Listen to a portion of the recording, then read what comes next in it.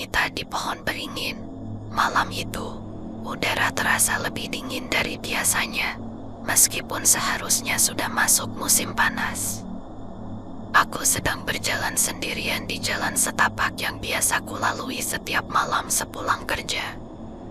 Jalannya tidak terlalu panjang, tapi harus melewati sebuah pohon besar yang selalu tampak menyeramkan. Bahkan di siang hari, pohon itu adalah sejenis pohon beringin tua dengan akar-akarnya yang menjalar kemana-mana, dan cabang-cabangnya yang rimbun menjulang tinggi menutupi sebagian besar langit. Pohon ini sudah ada di sana selama bertahun-tahun, mungkin lebih tua dari desa itu sendiri. Orang-orang di desaku sering berbicara tentang pohon itu, terutama tentang sosok wanita yang dikabarkan sering terlihat di sana.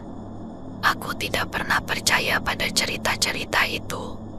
Bagiku, hantu hanyalah tahayul untuk menakuti anak-anak. Tapi malam itu, entah kenapa, aku merasa ada sesuatu yang berbeda. Saat aku mendekati pohon itu, suasana tiba-tiba berubah. Angin berhenti berhembus, dan semua suara, dari serangga malam hingga suara burung hantu yang biasanya terdengar, seolah lenyap begitu saja. Hanya ada keheningan yang mencekam. Aku mempercepat langkah, berusaha tidak memperhatikan pohon itu. Tapi saat aku melangkah lebih dekat, aku merasakan bulu kuduku berdiri. Jantungku berdegup kencang tanpa alasan yang jelas. Di tengah keheningan itu, aku mendengar suara yang sangat pelan, hampir seperti bisikan. Suara itu berasal dari atas pohon. Aku mendongak, meskipun dalam hati aku sangat tidak ingin melihat apapun di sana. Dan itulah saat aku melihatnya. Di salah satu cabang pohon, seorang wanita berdiri. Pakaiannya lusuh dan sobek-sobek. Rambutnya panjang dan kusut menutupi sebagian besar wajahnya. Wajah yang bisa kulihat itu tampak pucat, hampir tanpa warna. Dan matanya kosong, seolah-olah dia menatap ke dalam jiwaku. Aku terpaku di tempat, tidak bisa bergerak. Wanita itu perlahan menurunkan pandangannya ke arahku, dan senyuman tipis muncul di wajahnya. Bukan senyum ramah, tapi senyum yang membuat darahku membeku. Aku tidak tahu berapa lama aku berdiri di sana. Mungkin hanya beberapa detik, tapi rasanya seperti berjam-jam. Akhirnya, dengan sekuat tenaga, aku berhasil memaksa kakiku untuk bergerak.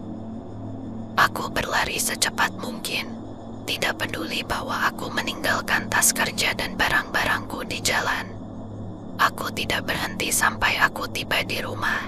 Pintu segera kuhempaskan dan kukunci.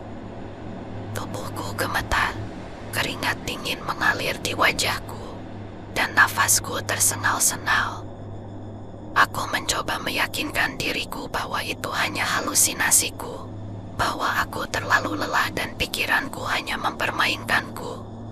Tapi saat aku mencoba tidur malam itu, bayangan wanita di pohon itu terus menghantui pikiranku. Matanya yang kosong dan senyumnya yang menakutkan tidak bisa kulupakan. Bahkan hingga sekarang, bertahun-tahun kemudian, aku masih bisa merasakan tatapannya ketika aku sendirian di malam hari. Aku tidak pernah melewati jalan setapak itu lagi.